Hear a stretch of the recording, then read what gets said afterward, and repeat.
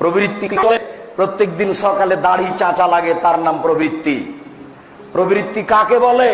টাকনুর নিচে ব্যান্ডটা পরলে ভালো লাগে, তার নাম প্রবৃত্তি। প্রবৃত্তি কাকে বলে?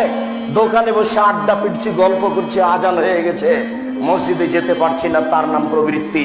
প্রবৃত্তি কাকে বলে?